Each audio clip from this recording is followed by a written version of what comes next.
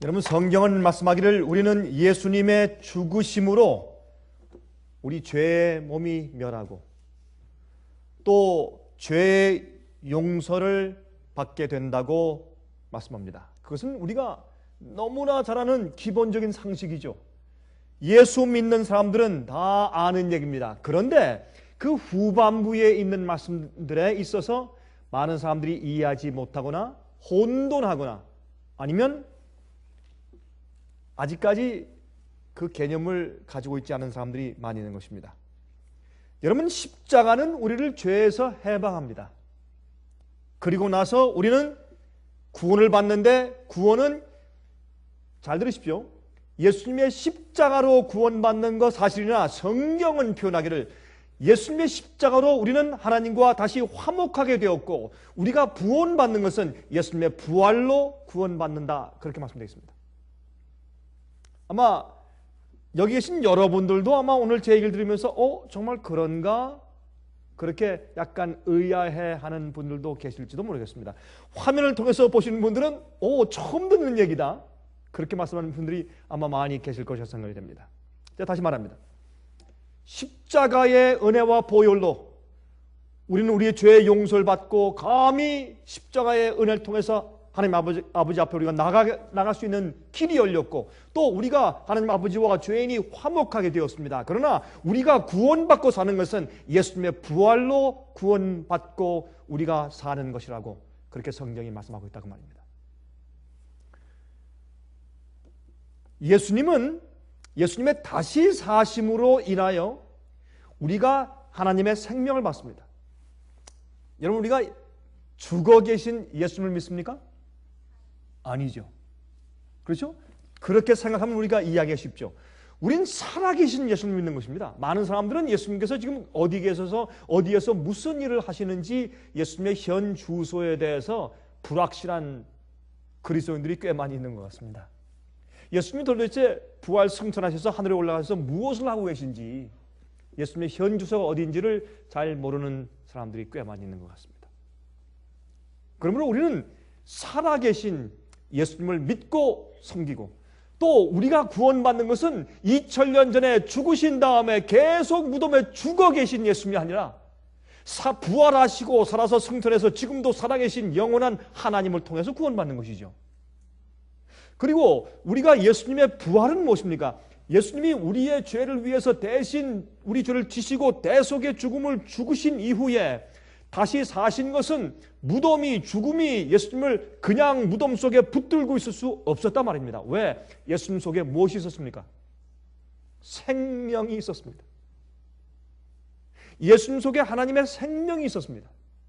그래서 그 생명은 죽음이나 마귀가 절대로 붙들고 있을 수 없어요. 그 생명이 천사가 내려와서 예수님께 어떻게 했겠습니까?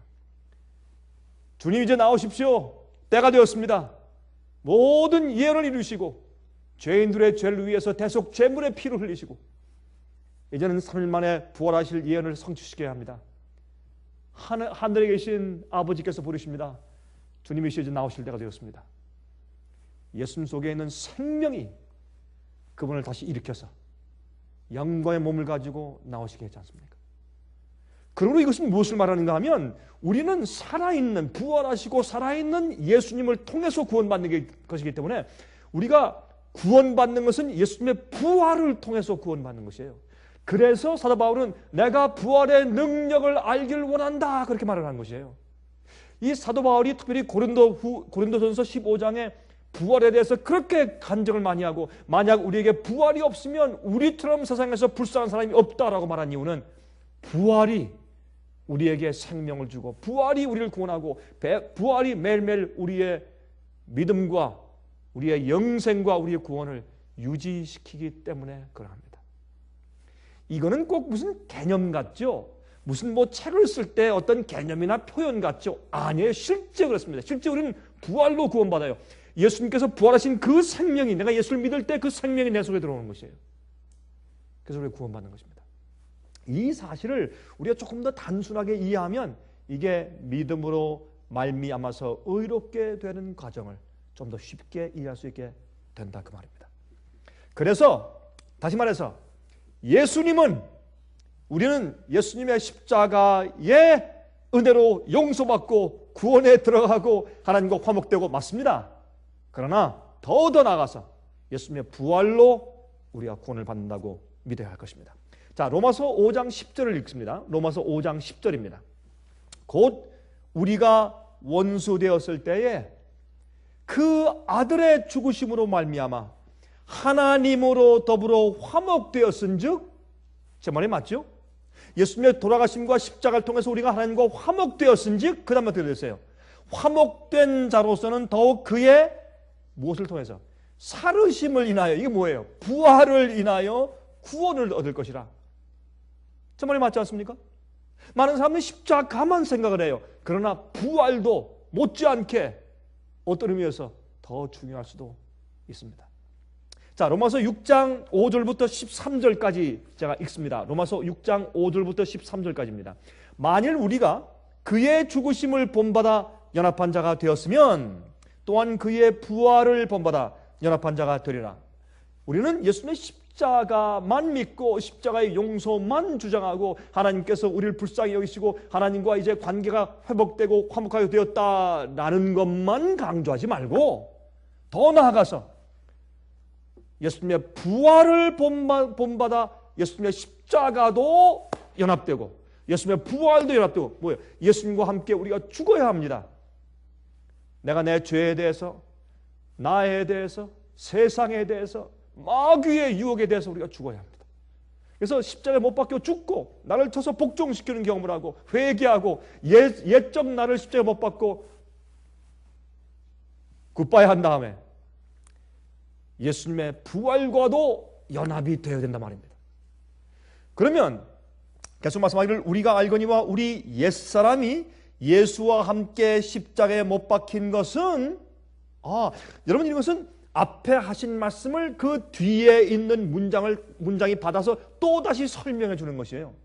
여러분, 이것은 우리가 성경에 기록된 그 방법을 알듯이 히브리 사람들, 유대인들은 문학적인 이 개념이 있어요. 문학적인 이 표현과 기술 방식이 있습니다. 그것을 대구법이라고 그래요. 카이에즘. 대구법 카이에즘은 똑같은 말씀을 조금 더 깊게, 조금 더 자세하게 또 다른 말로 계속해서 반복해 나가는 것을 대구법이라고 해요. 그래서 이 히브리 사람들과 유대인들은 성경 말씀을 기록할 때 그들의 문학적인 방식으로 기록했기 때문에 이런 대구법이 많아요. 성경을 읽어보면 앞에 있는 말씀을 뒤에 또 반복하는데 조금 다른 말로 반복을 해요. 이해를 많이 들고. 그래서 우리가 그 방식을 알면 성경을 읽는데 많이 도움이 되는 것입니다. 그래서 아까 보세요. 예수님의 죽으심을 본받아 연합한 자가 되면 예수님의 부활을 본받아 연합한 자가 되라. 이렇게 말씀한 다음에 그 뒤에 설명해요. 그 다음 문장에 우리가 알거니와 우리 옛사람이 예수와 함께 십자가에 못 박힌 것은 조금 더 풀어서 설명하죠.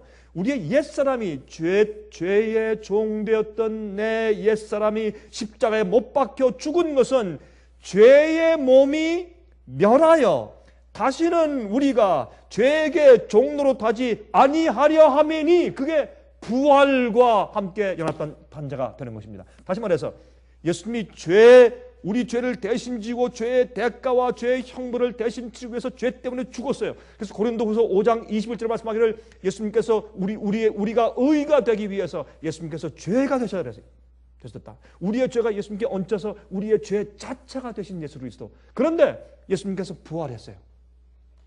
그러므로 죽음이 예수님을 어떻게 해요?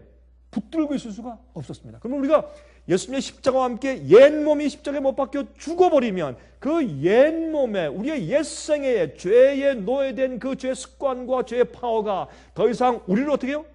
계속 붙잡고 있을 수 없이 새로운 생명으로 살기 때문에 어떻게 말했습니까?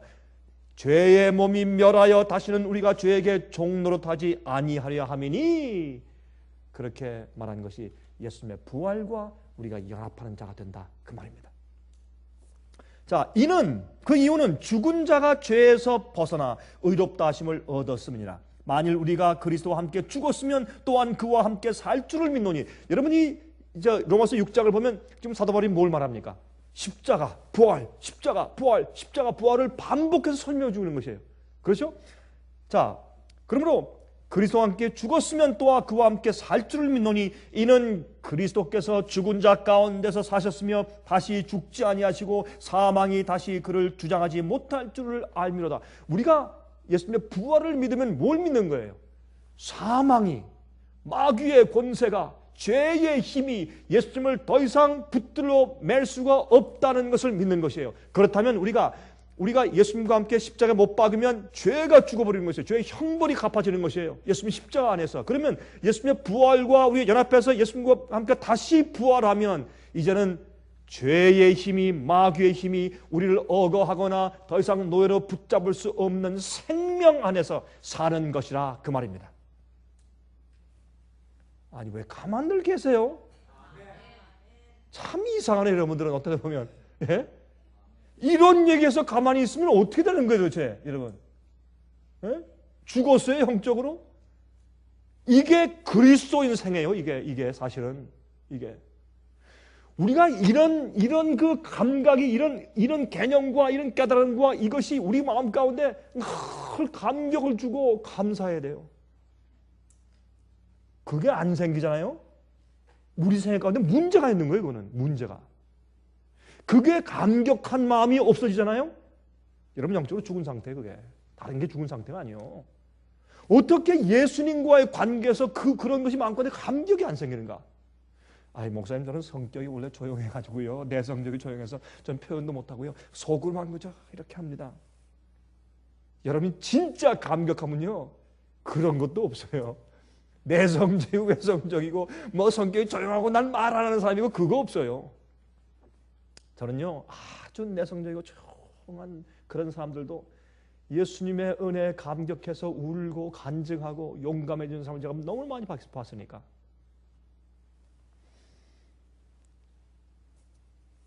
이는 그리스도께서 죽은 자 가운데서 사셨으며 다시 죽지 아니하시고 사망이 다시 그를 주장하지 못할 줄을 알미로다. 그의 죽으심은 죄에 대하여 단번에 죽으시며 그의 살으심은 하나님께 대하여 사심이니. 또 보세요. 십자가 부활 계속 반복하시죠. 이와 같이 너희도 너희 자신을 죄에 대하는 죽은 자요 그리스도 예수 안에서 하나님을 대하는 산 자로 여길지어다. 정말 전 이 말씀을 읽을 때 정말 아멘이요. 저는 이 말씀 자체가 너무나 파워풀해서 저는 제 마음 가운데 감격하고 정말 아멘하는 것이에요. 저는 왜 그런지 아세요? 우리는요 우리 겉으로 우리만 보거든요. 가끔 우리 옷을 이렇게 가지고 자기 우리 마음 문을 자주 열어. 우리가 다 들여다보고 아이고 이 사람아 이러고 맨날 그러지 말자고요. 그거 왜 그래요? 예? 그 누구 좋아라고? 마귀 좋아라고. 제가 얼마 전에 한국에서 제가 설교하다 그런 얘기를 했어요. 아마 여러분들은 그 집회 중인데 잘했어요. 여러분들이 아침에 일어나서 제 얼굴 보시면 햇빛을 보는 것 같을 겁니다. 잘했어요. 안 그렇습니까? 그러니까 사람들이 아멘 하대요 또. 아멘. 왜 제가 제 마음 가운데 있는 낙심과 실망과 어려움과 고민과 슬픔과 그런 것을 왜 보여줄 거예요? 사람들 앞에. 뭐하러 보여줘요 그거를? 예? 아니 제가 말씀하러 올라왔고 아니면 아침에 일어나면 아무리 힘들어지면 전화를 받아서 딱 죽겠는데 어떤 소식을 들어 딱 죽겠는데 그걸 사람들 앞에 왜 보이느냐고? 뭐 때문에? 왜 내가 여기 사잡혀요? 필요가 없어요. 그 필요가.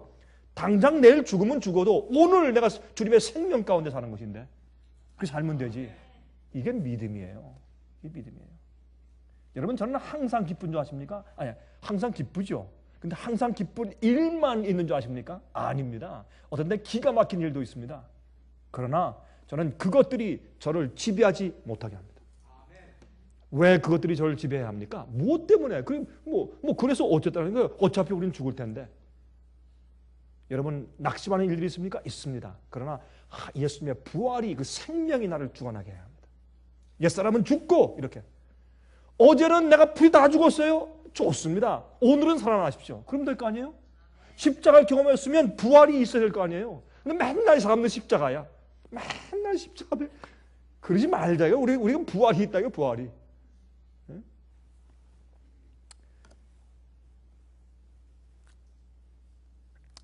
그러므로 너희는 죄로 너희 죽을 몸에 왕노릇하지 못하게 하여 몸의 사육을 순종치 말고 또한 너희 지체를 불의의 병기로 죄에게 드리지 말고 오직 너희 자신을 죽은 자 가운데서 다시 산 자같이 하나님께 드리며. 그러니까 우리가 이게 무슨 말이에요? 예수님의 십자가에서 내가 죽었어요. 예수님은 우리의 죄가 없으신 거룩한 분이 우리 죄를 대신 지시고 죄의 책임을 지고 돌아가셨어요. 근데 우리는 어떻게 해요? 죄가 내 책임 아니요, 내 잘못 아니요, 다 내가 죽어야 되는, 내가 받아야 되는 거 아니요. 그래서 내가 내 죄에 대해서, 나에 대해서 내가 죽어야 돼. 예수님은 우리를 위해 돌아가셨지만 우리는 대속의 죽으면 아니에요. 우리가 마땅히 죽어야 돼요. 그러니까 예수님과 함께 죽었으면 그러면 어떻게 해요? 이제는 너희 자신을 죽은 자 가운데서 다시 산 자처럼 우리도 부활한 자처럼 어떻게 하나님께 드리라. 그러면 이제 우리 생애는 더 이상 우리 것이 아니고 예수님의 것이다. 그렇게 하면 되는 거예요. 너희 지체를 의의 병기로 하나님께 드리라. 그럼 제가 이 말씀을 이제 계속하기 전에 하나만 밑바닥에 있는 문제를 하나 짚고 지나가십시다. 왜냐하면 많은 사람들이 여기에 많이 걸려 넘어져요. 시작할 때부터 넘어지니 여러분 지금 100m 뛰기를 하는데 막 달려가는데 한 3m 가다 팍 꼬꾸라지니까 이게 꼬리를 할 수가 있어야죠. 그런 문제가 하나 있어요. 그게 뭔지 아세요? 시작부터 넘어져. 우리 그리스도인들의 실제적인 신앙생활에 한 가지 문제가 있는데 그것은 예수님의 구원의 역사를 쉽게 의심하는 것입니다. 예수님의 구원의 역사를 쉽게 의심해. 특히 많이 아는 사람처럼, 아는 사람 치고 더 그래요. 그리고 또 지켜야 될 게 많은 사람들은 더 그렇고 또 많은 지식이 있는 사람들이 더 해요.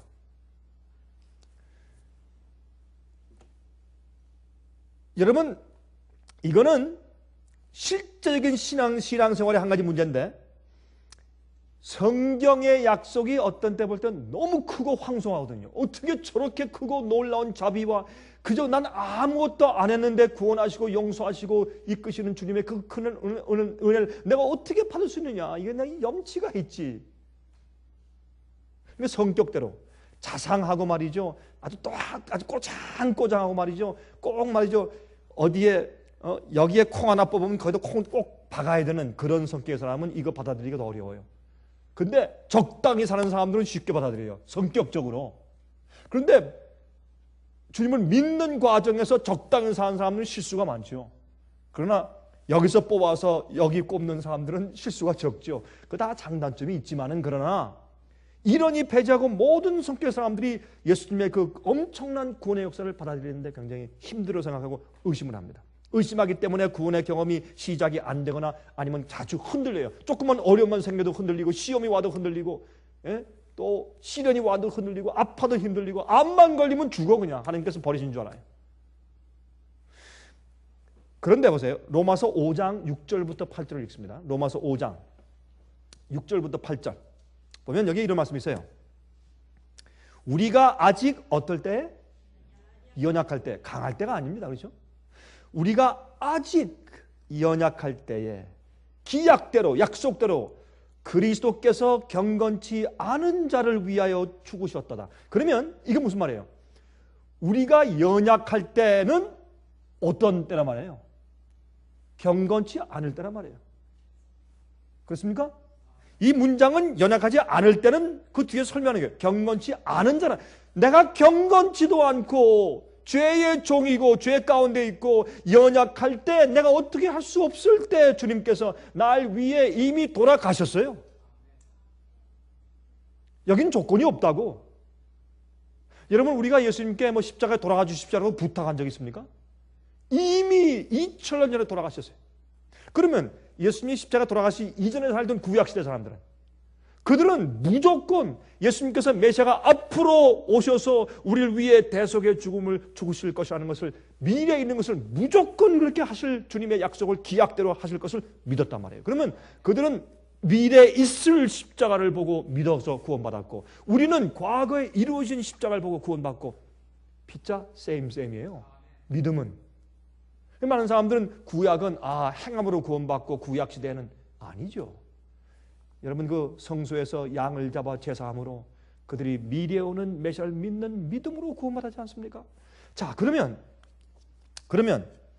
아브라함 시대도 제사를 드렸고 아벨부터 제사를 드렸고, 그렇죠? 우리가 알고 있죠? 그러므로 우리가 연약할 때 기약대로 그리스도께서 경건치 않은 자를 위해 죽으셨도다. 잘 들어보세요. 이제 의인을 위하여 죽는 자가 쉽지 않고 선인을 위하여 용감히 죽는 자가 혹 있거니와. 이거 참 재미있는 얘기예요. 이게 무슨 말을 지금 사도 바울이 하고 있는 것입니까? 의인은 뭐예요? 여기에 의인과 선인을 예를 들었어요. 근데 의인과 선인을 다른 사람으로 좀 설명하고 있어요. 의인은 어떤 사람인가 하면 정직하고 꼬장꼬장해, 강직해요. 그런데 친절함이나 너그러움이 부족해요. 그런 사람들이 있죠. 아주 강직하고 정직하고 틀림없는데 사람들은 좀 너그럽거나 포용성이 있거나 좀 그런 것 부족한 사람들이 있어요. 그럼 그런 사람들은 사람들한테 어떻게 해요? 사랑을 받아요? 잘 못 받아요. 저 사람 정직하긴 한데 참 까다로워. 같이 지내기가 어렵다. 그래요. 그 사람들을 여기 의인이라고 풍자했단 말이에요. 여기서는. 그래서 의인을 위해서 죽는 자는 쉽죠. 그런 사람을 위해서 대신 죽어주는 사람은 어떻게 해요? 쉽잖아요. 왜? 저 사람 위해서 내가 왜 죽어? 이렇게 돼요. 그런데 그 뒤에 선인을 위해서 용감히 죽는 자는 혹이 있어요. 그럼 선인은 누구예요? 정직하면서도 친절하고 너그럽고 동정스럽고 한 사람을 선인이라고 표현한 거예요. 그런데 우리는 연약하고 경건치 아니고 의인도 아니고 선인도 아닐 때 예수님께서 우리를 위해서 미리 약속대로 죽어주셨어요. 이게 십자가의 은혜예요. 여긴 차별이 없어요. 이거를 우리가 믿어야 합니다. 우리는 어떤 때 주 앞에 나가거나 주님과 함께 살 때 아이고 내가 오늘 아주 형편없이 살았는데 나 이런 아이고 그게 아니란 말입니다. 하나님과 화목하는 데 있어서는 주님께서 내가 연약할 때, 내가 경건치 않을 때 이미 돌아가 주신 그 약속이 어제나 오늘이나 내일과 미래도 한결같이 동일하단 말입니다. 이거를 믿는 거예요. 이거 믿기가 참 어려워요. 어떤 때는 체면이 없기 때문에 사람들은, 특별히 동양 사람들 말이죠. 체면이 많아가지고 아이고 내가 잘못했으니까 주님 조금만 기다리세요. 내가 이것도 정리하고요, 저것도 정리하고, 이것도 하고 다 남들한테 좀 화해도 하고요. 그다음에 이것도 말도 이제 실수했으니까 이것도 좀 잘 한 다음에 좀 정리하고 좀 목욕도 잘하고 한 다음에 그때 나갈게요. 지금은 내가 기도할 마음도 없고 내가 체면도 없으니까 조금만 기다리세요. 내가 한 달만 기다리십시오. 한 달 기다리다가 더 악해지지.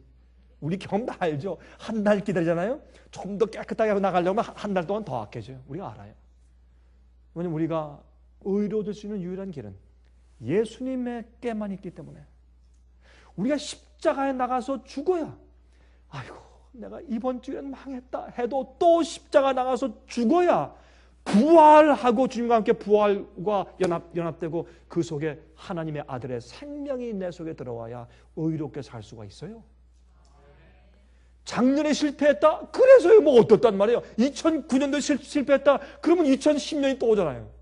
그래서 새해가 오는 거예요. 새해는 그래서 오는 거예요. 새 달이 있어요. 이번 달 실패했다? 1월 달이 또 와요. 이번 주 실패했다? 다음 주가 또 와요. 오늘 실패해서 내일이 와요. 이번 한 시간 실패했어요. 다음 시간이 와요. 그래서 시간 개념이 있는 것이에요. 이것이 우리 마음속에 분명해져야 돼요. 많은 사람들은 예수님의 십자가만 이해해. 예수님의 부활로 매일 구원받아야 돼요. 아들의 생명이 우리 마음 가운데 계속 역사하는 경험을 해야 할 것입니다. 우리가 아직 죄인 되었을 때에 그리스도께서 우리를 위하여 죽으심으로 하나님께서 우리에게 대한 자기의 사랑을 확증하셨느니라. 우리가 의인도 아니고 선인도 아니고 우린 연약하고 경건치 못한 자인데 주님께서 우리를 위해 돌아가셨어. 주님의 사랑을 확증했어요. 우리가요, 하나님, 난 주 앞에 난 못 갑니다. 너무 창피하고 너무 부끄럽고 난 안 갈랍니다. 그래서 어쨌다는 거야? 내가 그럴 때 내가 날 찾기도 전에 내가 이미 십자가에서 널 위해 죽었어. 더 이상 할 말 있나? 이게 우리를 향한 예수님의 매일의 태도입니다. 저는 이 복음을 인해서 감사합니다. 주님의 은혜를 인해서 감사합니다. 그러나 이것을 분명히 경험해서 십자가와 예수님과 연합된 자는 어디와 연합한다? 예수님의 부활하심과 연합한단 말이에요. 예수님의 부활하심과 연합해서 예수의 생명이, 아들의 생명이 내 속에 살아 움직이어서 옛 죄의 몸이 멸하고 더 이상 죄의 종이 돼서 살지 않는 의로운 상태가 안 되면 그 사람은 예수님의 십자가를 모르는 사람이고 실제로 예수님의 십자가와 함께 죽은 사람이 아니라고 말이에요. 그것을 사도 바울이 말하고 있는 것입니다. 그러므로 우리가 예수님의 십자가와 함께 연합해서 죽었으면, 옛 몸이 멸했으면 우리는 다시는 죄의 습관과 죄의 파워에 있으면 안 돼요. 계속적인 죄의 습관과 파워에 매여 산다면 그 사람은 십자가를 모르는 사람이고 십자가에 주님과 함께 못 박혀서 같이 주님과 함께 연합한 사람이 아닙니다. 그것을 이 로마서는 분명히 하려고 지금 사도 바울이 말하고 있는 것입니다. 그런데 왜 많은 사람들이 십자가만 얘기하느냐고. 십자가 이후엔 반드시 부활이 있고 부활의 경험을 못하는 사람은 십자가를 모르는 사람인데, 내가 죽어야 부활이 있지 않습니까? 죽은 다음에 반드시 부활이 있는 것처럼. 그러므로 이 연약할 때 우리 이 말씀을요, 과거로 가지고 와서 과거에 있는 말씀을 가지고 우리가 조금 한번 좀 이해해 보려고 해보십시다. 자, 연약할 때에 기약대로 예수님께서 경건치 않은 자를 위해서 죽으셨고, 예, 좋습니다. 그렇죠? 의인도 아니고 선인도 아니고 우리 같은 자를 위해서 이미 약속대로 죽으셨다. 좋습니다. 그런데 아벨, 그러면 예수님께서 연약한 자를 위해 죽으시고 경건치 않은 자를 위해 죽으셨을 때 이 세상에 아담부터 예수께서 오실 때 태어날 마지막 사람까지 다 포함하는 것이죠. 우리가 연약할 때, 그 우리 가운데 인류가 다 포함되니까. 그러면 아벨은 놀라운 의인이었죠. 예? 양잡아 제사된 의인이었죠. 그러나 아벨은 말이죠, 생각해 보세요. 아벨도 연약한 자였어요. 아버지와 어머니의 실수 때문에 큰 불이익을 당하는 것을 그가 깨달았어요. 형의 미움을 받았어요. 아주 번거롭게 양을 죽여서 피를 흘리면서 제사를 드려야 돼요. 그도 그 상태에서 연약해진 경험들이 있었을 것입니다. 그러나 그 연약한 상태는 아벨 위해서도 하나님 예수님께서 십자가에 돌아가실 것을 약속했기 때문에 그가 믿는 마음으로 양을 잡아서 제사하면서 하나님께 예배했습니다. 그러므로 아벨은 연약할 때 주님과 연합하여서 의인되었습니다. 에녹 시대 세상에 얼마나 아꼈어요. 굉장히 아꼈어요. 그때는 노아 홍수가 올 때였기 때문에 정말 아꼈어요. 그 악한 시대에 에녹은 거기에 빠지지 않고 그 연약한 상태, 시험과 유혹을 받아도 그는 예수님과 함께 동행하기로 결정했어요. 그는 자기가 이렇게 연약하지만 메시아가 앞으로 자기를 위해서 대신 돌아갈 것을 믿는 마음으로 그는 의인 되었습니다. 아브라함 연약했습니다. 그렇죠? 메시아가 자기 아들을 통해서 태어날 것이라고 약속을 받았는데 다 늙었는데 아들이 안 나와. 어떻게 하겠어요? 얼마나 마음이 약해지고 의심했겠어요. 그러나 성경은 말하기를 아브라함은 그것 때문에 믿음이 약해지지 아니하고 하나님의 약속의 말씀을 믿었다. 그가 연약할 때 믿고 이삭을 낳았어요. 이삭을 낳아서 20살 되었는데 이삭을 데려가서 모래산에서 죽여라. 그게 성화예요. 그게 믿음이에요. 예? 그때 그러면 약속된 이 아이가 죽으면 어떻게 민족이 나오겠으며 어떻게 약속된 메시아가 그 자손 가운데 태어나겠냐 말이에요. 엄청난 일이에요. 그럼 믿음으로 그가 연약했을 때 그를 데리고 모래산으로 갑니다. 예수님께서 아브라함이 연약했을 때도 그가 애굽에 가서 자기 아내 보고 내 여동생입니다. 반 거짓말이죠. 사촌 여동생이었으니까 여동생입니다라고 말할 그렇게 연약해졌을 때도 하나님께서 그를 위해서 십자가에 돌아가시기로 약속했기 때문에 아브라함은 양을 잡아 제사했습니다. 우리가 오늘도 그렇고 내일도 그렇고 우리가 연약할 때, 그러면 제가 지금 말씀드리는 것은 우리가 구원받는 것은 예수님의 부활로 구원받는 것입니다. 예수님의 십자가는 우리 죄를 용서하고 하나님과 화목시키는 것이요. 어떨 때 우리가 연약할 때, 경건치 못할 때 주님의 은혜로, 그러나 우리가 정말 십자가의 은혜를 깨닫고 주님과 화목하고 했으면 과거의 죄의 몸이 멸하여서 다시는 죄의 종이 되어 살지 않고 예수님의 부활과 연합해 사는 것인데, 그러면 아들의 생명이 내 속에서 역사하기 때문에 더 이상 죄와 사망이 나를 억어하지 못하는 것입니다. 나를 붙잡고 있지 못하는 것입니다. 예수님께서 사망이 예수님을 붙잡고 있지 못해서 부활하신 것처럼 그 부활의 능력이 나로 하여금 매일매일 구원받게 한단 말입니다. 구원은 무엇입니까? 죄에서 해방입니다. 구원은 무엇입니까? 하나님 속에 사는 것이 구원입니다. 죄 가운데 계속 살면서 그게 무슨 놈의 구원입니까? 이런 오해가 오늘날 기독교에 잔뜩 퍼져 있는 것을 우리가 알고 있는 것입니다. 그러므로 우리 이 말씀을 다시 한번 깊이 생각해 보아야 할 것입니다. 그러므로 과거에도 현재도 미래에도 계속 하나님께서는 연약한 자들 위해서 돌아가셨다. 자, 디모데전서 1장 15절, 믿보다 모든 사람이 받을 만한 이 말이여, 그리스도 예수께서 죄인을 구원하시려고 세상에 임하셨도다 하였도다. 죄인 중에 내가 괴순이라. 여러분, 바울은 무엇을 이해한 줄 아십니까? 우리는요, 주 앞에 나가는 것을 두려워합니다. 주님의 그 엄청난 구원과 엄청난 자비를 받는 것을 두려워합니다. 너무 체면이 없어 내가 어떻게 감히 이것을 받을 수 있는가 합니다. 그러나 바울은 자기가 죄인의 괴수가 되는 것을 서슴지 않았습니다. 왜? 주님께서 약속대로 자기를 위해 돌아가신 것을 깨달은 다음에 더 이상 자기의 부족함과 죄를 가지고 주 앞에 나가는 것은 더 이상 힘든 일이 아니었습니다. 주님의 그 약속을 그는 믿었습니다.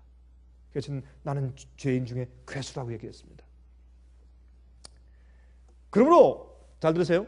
우리가 의도적으로 반역할 때는 하나님을 두려워해야 합니다. 하나님은 두려운 분입니다. 심판하신 분입니다.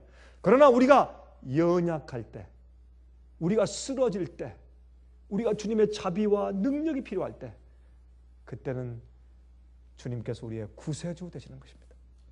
우리가 연약할 때 경건치 않은 자를 위해서 십자가에 돌아가신 분입니다. 그 주님과 주님의 죽음과 십자가와 연합하면 또한 우리가 무엇과 연합한다? 부활과 연합한다. 그러면 예수님의 살아계신 생명이 내 속에 들어와서 매일매일 살게 하시는 것입니다. 마귀가, 죄의 능력이, 죽음의 파워가 예수님을 무덤에 가다 둘 수 없었던 것처럼 우리가 예수님의 부활과 연합하면 죄의 파워가, 마귀가 우리를 죄의 사슬로, 죄의 노예에서 옛생애에 우리를 가두어 둘 수가 없다는 것을 저는 믿습니다. 이것이 복음입니다. 그래서 우리는 십자가로 예수님과 화목되고 예수님의 부활로 구원받는 것입니다. 자, 로마서 5장 10절 다시 읽습니다. 곧 우리가 원수 되었을 때 그 아들의 죽으심으로 말미암아 하나님으로 더불어 화목되었은즉 화목된 자로서는 더욱 그의 살으심을 인하여 부활을 인하여 구원을 얻을 것이니라 라고 말했습니다. 우리는 소망이 많습니다. 참 우리가 소망이 많아요. 저는 어떤 때 말이죠, 여러 가지 정말 그 스트레스로 여러 가지 문제점들로 꽉 눌리는 그런 느낌을 읽을 때 저는 이것을 생각합니다. 예수님의 부활을 생각합니다. 예수님이 겟세마네 동산에서 눌려서 피땀 흘리시는 것을 기억합니다. 그리고 승리의 모습으로, 영광의 모습으로 사망아 너의 솜이 어디 있느냐?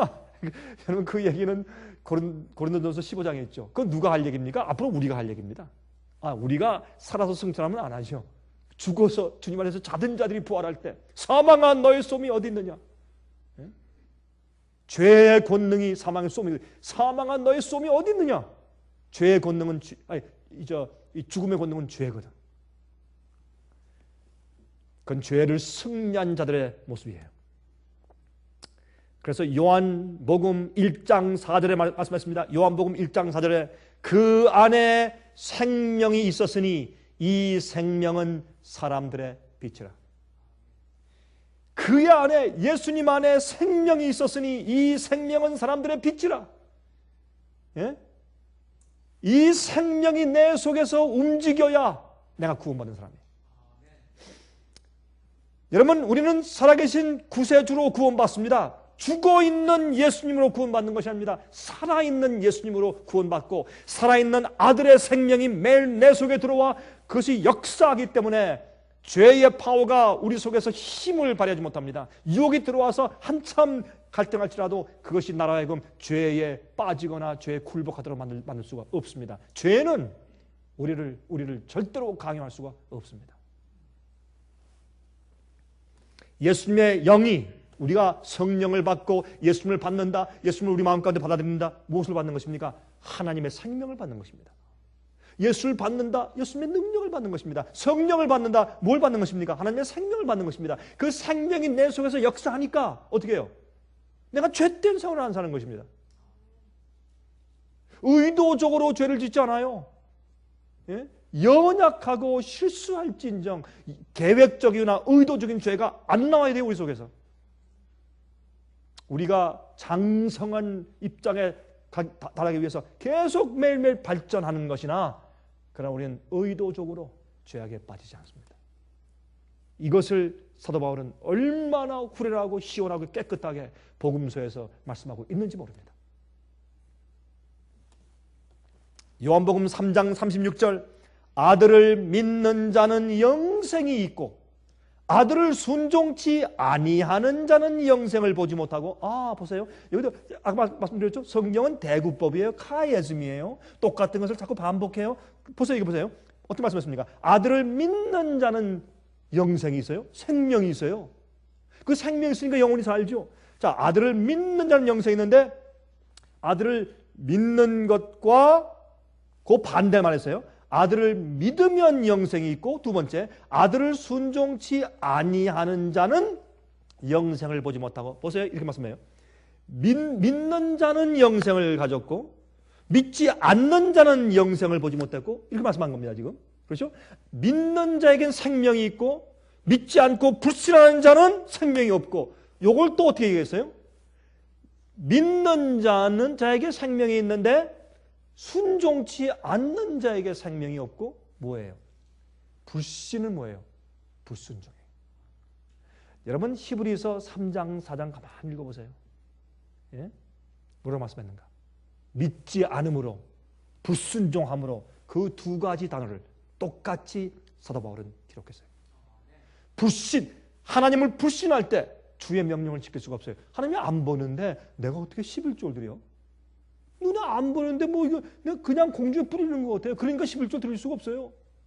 주님께서 이거 하고 저거 하지 말라고 했는데 내가 꼭 이거 하고 이거 하지 말고 꼭 내가 이거 해야 돼. 남들 보니까 다 뭐 적당히 사는 것 같은데 나는 꼭 이렇게 꼭 그렇게 해야 돼. 심판도 안 보이고 주님의 재림도 안 보이고 불신이, 의욕이 마음 가운데 있으면 절대로 순종할 수가 없어요. 불신은 불순종이에요. 여러분 생애 가운데서 우상이 있거나 죄의 습관이 있거나 아직까지 버리지 않은 죄들이 있거나 불순종하는 죄의 파워에 노예가 돼서 살고 있는 사람들이 있으면 여러분들은 믿는 사람들이 아니에요. 믿는 사람이 아니에요. 화면 통해서 보시는 분들이요, 제 말을 잘 들으세요. 여러분들은 그런 생활을 산다면 여러분들 아직까지 믿는 사람이 아니에요. 그리고 우리는 구원받는 것은 예수님의 부활로 구원받는다고 성경은 말씀하고 있다고 말해요. 자, 그러므로 아들의 생명이 있으면 아들의 말씀을 자연적으로 순종하게 돼요. 왜? 예수님의 성령과 예수님의 생명이 내 속에 있는데 어떻게 주의 말씀을 거역할 수가 있어요?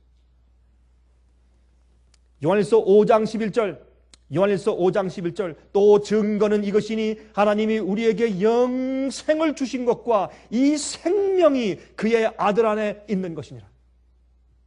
그 생명이, 예? 우리의 영생을 주셨고 우리가 주님을 믿으면 그 아들의 생명이 내 속에 있어요. 이게 소망이에요. 이게 소망. 그래서 예수님을 받아들일 때 예수님의 생명이 내 속에 들어오는 것입니다. 여러분 예수님께서요 이 땅에 사실 때 외로우실 때도 여전히 그리스도셨습니다. 예수님이 큰 시련 가운데 고난을 당하시고 시련 가운데 계실 때도 여전히 그분은 하나님의 아들이었습니다. 예수님이 슬픔 가운데 있었을 때도 예수님은 하나님의 아들이었습니다. 예수님이 배고프고 목마르실 때도 여전히 그분은 그리스도셨습니다. 그분이 외면당하고 그분이 핍박받고 매를 맞으실 때도 여전히 그분은 그리스도셨습니다. 예수님께서 남들에게 오해받고 비난받고 정죄받았을 때도 예수님은 여전히 그리스도 하나님의 아들이었습니다. 그렇다면 우리는 예수님이 이 몸으로 영광의 빛이 전혀 보이지 않고 초라한 인간으로 사실 때도 여전히 그분은 하나님의 아들이고 하나님의 생명이 그 속에 있었습니다. 그렇다면 우리가 예수님을 믿고 받아들일 때, 우리가 시련 받을 때도 예수님의 생명이 우리 마음 가운데 있단 말입니다. 우리가 슬픔을 받아서 어려울 때 예수님의 생명이 내 속에 여전히 있단 말입니다. 내가 병이 걸려서 죽게 되었을 때도 예수님의 생명이 내 속에 여전히 있단 말입니다. 내가 어려움 당하고 비난받고 외롭게 정말 내침을 받았을 때라도 예수님의 생명이 여전히 내 속에 있단 말입니다. 아직까지 우리에게 영광의 광채와 영광의 썩지 않는 불멸의 몸이 없을지라도 우리 속에 예수님의 생명이 있단 말입니다. 예수님은 부활하실 때 영광의 몸으로 부활해서 하늘에서의 영광의 몸으로 계십니다. 앞으로 우리에게 영광의 광채가 올 것이고 영광의 불멸의 몸이 올 것입니다. 그러나 그것이 아직 우리에게 오지 않았을지라도 우리 마음 가운데, 우리 속에는 하나님의 아들의 생명이 있고 그것이 내 속에서 역사할 수 있다 그 말입니다. 그러므로 보혈로 구원을 얻었으면 이제 그분의 부활, 그분의 생명으로 우리가 살아야 합니다. 여러분, 우리가 가끔 이 말씀을 우리가 하죠. 누가복음 8장 46절 보시면 예수님께서 말씀하기를 내게 손을 댄 자가 있도다. 이는 내게서 능력이 나간 줄 알미로다. 그 참 이상해요. 예수님은 뭐 앞뒤에서 옆에서 그냥 계속 밀고 당기고 날리고 막 먼지가 뽀얗고 사람들이 많이 둘러서 있는데 예수님께서 길을 가시는데 말이죠. 12해 동안 혈루병 앓던 여인이 아무리 의원한테 가서 아무리 약을 쓰고 약을 다려 먹어도 낫질 않습니다. 계속 피가 올라요. 피가 멎질 않습니다. 특별히 찢어져서 피가 멎지 않는 것보다 이 혈루병은 특별히 여인들에게 있는 병이죠. 여러분, 한 달에 한 번씩 하는 일들이 있지 않습니까? 여인들이. 그게요, 멈추질 않아요. 얼마나 괴로웠을까요? 한 게 핏빛이 없고 얼마나 힘들고 기운이 없었겠어요. 그 여인이 죽을 힘을 다해서 기어가서 그 많은 장정들이 있는데 뚫고 들어가서 기어서 가서 예수님의 옷자락을 만졌습니다. 근데 그 옷자락은, 예수님의 그 옷자락은 옛날 유대인들이 입는 옷의 옷자락인데 그것은 다 청색 술이 있거든요. 여기 옷 소매의 밑에 청색 술로 끝을 다 달라고 말씀했어요. 민수기 보면 그 말씀이 있어요. 그 이스라엘 남자들은 다 그렇게 했어요. 그건 뭘 상징하는가? 푸른색은 순종이니까, 주님의 말씀과 계명에 대한 충성과 순종을 상징하니까. 예수님의 입은 옷 깃에 무엇이 있습니까? 파란 술이 있었어요. 그것을 만졌어요. 기어가서 그것을 만졌을 때 예수님의 능력이 나갔어요. 왜요? 예수님 속에 하나님의 아들의 생명이 있었으니까. 능력이 나가서 즉시로 어떻게 해요? 전류가 흐르듯이 그 여인이 나와버렸어요. 너무너무 감사하지만 그러나 이 여인이 부끄러워서 조용히 가려고 하니까 서신 다음에 지금 누가 내 옷을 만졌다. 아이 예수님 왜 그러세요? 이렇게 사람들이 많은데 밀고 당기고 하는데 왜 그런 얘기 말씀하십니까? 만져서도 수백 명이 벌써 만졌을 것입니다. 아니라 내게서 능력이 나가는 선대가 느꼈다. 얼마나 많은 사람들이 교회 문지방을 밟으면서 왔다 갔다 들락날락합니까? 이 세상에 믿는 자들이 수억 명 아니에요. 이 세상에 지금 왔다 갔다 해도 예수님의 생명의 타치를 받는 사람들은 적단 말이에요. 예수님의 부활과 연결된 사람. 그래서 치료의 능력, 내 죄의 파워와 내 부정적인 생각과 내 슬픔과 내 가난과, 그렇죠? 나의 절망과 내 잘못된 성격과 이런 것을 치료받는 파워의 생명이 들어오는 경험을 하는 사람들이 적단 말이에요. 한다는 사람들, 많은 사람도 감정적으로 뜨끈뜨끈하고 뭐가 불이 내려왔다 그러고 뜨끈뜨끈하고, 집에서 할 때는 똑같이 세상 사람들과 똑같이 경쟁하고 똑같이 시기하고 똑같이 질투하고 똑같이 미워하고 똑같이 욕심부리고 하다가 교회 와서는 또 뜨끈뜨끈하대. 이게 잘못된 거죠. 그 말고 항상 그 속에 아들의 생명이 역사하는 자들.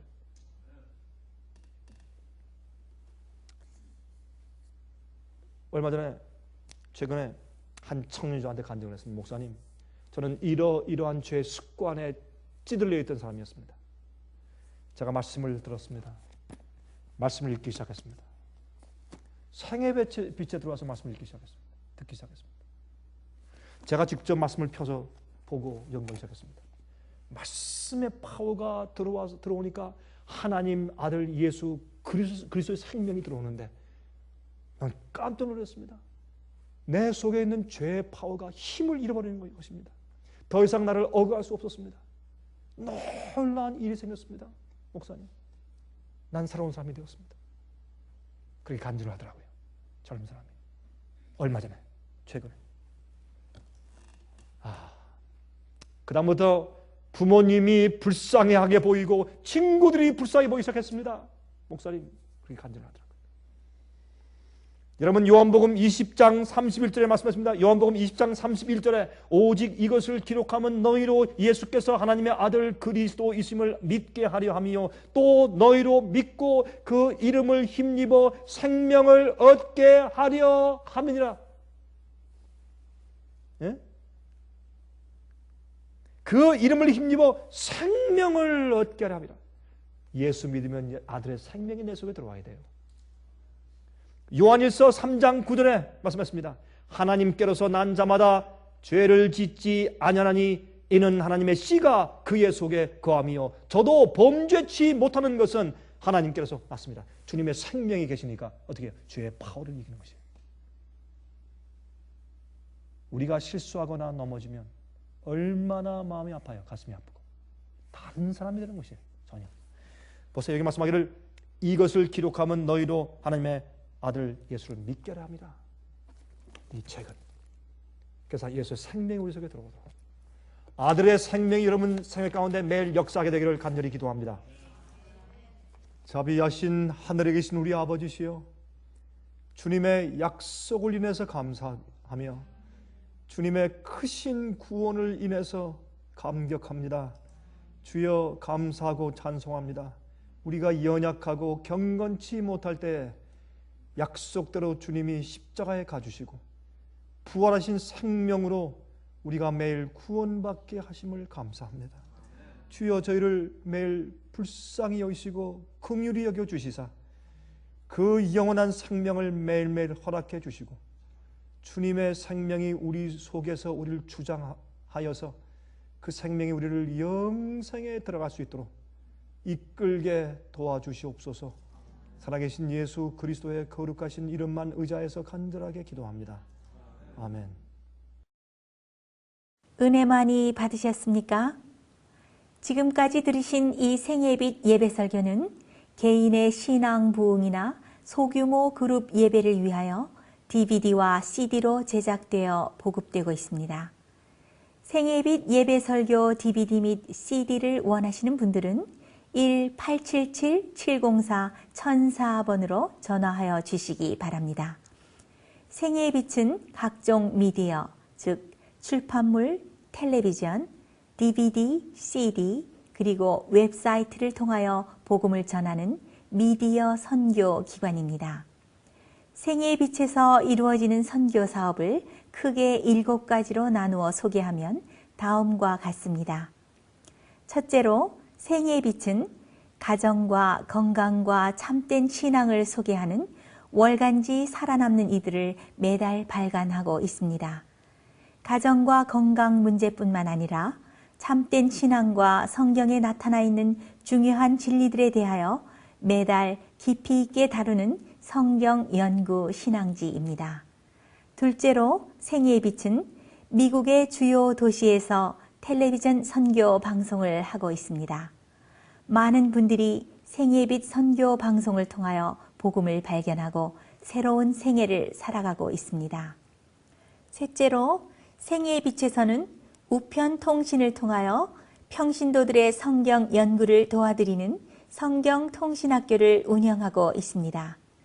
성경에 나타나 있는 중요한 문제들에 대하여 체계 있게 공부하기를 원하시는 분들은 성경 연구 단기 코스와 계시록을 통한 성경 교리 연구, 또한 다니엘서 예언 연구를 신청하시기 바랍니다. 교재 및 모든 비용이 무료인 생애의 빛 성경 연구 과정을 통하여 복음과 예언 문제를 가장 쉽고 체계 있게 공부하시기 바랍니다. 넷째로 생애의 빛은 예언 연구를 위하여 특별하게 제작된 DVD 시리즈를 나누어 드리고 있습니다. 성경 구약과 신약의 대표적 예언서인 다니엘서와 요한계시록을 처음부터 마지막까지 자세하게 해설해 드리는 예언 연구 DVD 시리즈를 통하여 많은 분들이 성경과 미래에 대한 새로운 시야를 가지고 살아가게 되었습니다. 마지막 시대의 복음과 비밀이 담겨져 있는 다니엘과 요한계시록 DVD 시리즈를 신청하셔서 새로운 영적 부흥을 체험하시기 바랍니다. 다섯째로 생애의 빛은 강병국 목사님의 예배 설교가 담겨져 있는 DVD와 CD를 원하는 모든 그리스도인들에게 나누어 드리고 있습니다. 매주 생애의 빛 예배 설교 DVD 및 CD를 받기 원하시는 분들은 생애의 빛으로 연락하여 신청하여 주시기 바랍니다. 여섯째로 저희 생애의 빛 선교센터에서는 성경 신구약의 모든 진리를 요약하여 주제별로 만든 성경으로 돌아가는 길잡이 소책자 시리즈와 성경 말씀에 대한 이해와 영적 분별력을 환하게 밝혀줄 빛으로 인도하는 길잡이 소책자 시리즈를 마련해 놓았습니다. 이 두 가지 소책자 시리즈는 오류가 난무하는 혼돈스러운 세상에서 여러분들을 정확한 하나님의 말씀의 길로 안내해 드릴 것입니다. 이 소책자를 신청하시려면 생애의 빛 뉴욕 지부로 신청해야 하는데 뉴욕 지부의 전화번호는 1-888-881-1004번입니다. 1-888-881-1004번으로 신청해 주시기 바랍니다. 끝으로 생애의 빛 선교 사업에 대해서 좀 더 자세하게 알기 원하시는 분들은 웹사이트 www.sostv.net를 방문하시기 바랍니다. 생애의 빛 웹사이트에는 지금까지 나온 모든 월간지와 DVD, 텔레비전 방송물들을 누구나 무료로 보실 수 있도록 준비되어 있습니다. 지금까지 소개해드린 생애의 빛 선교 교재 중에서 원하시는 책자나 DVD가 있으시면 무료 전화 1-877-704-1004번 1-877-704-1004번으로 신청하여 주시기 바랍니다. 미국 동부 시간으로 월요일부터 금요일까지 9시에서 5시 사이에 전화해 주시면 감사하겠습니다. 그럼 다음 시간까지 안녕히 계십시오.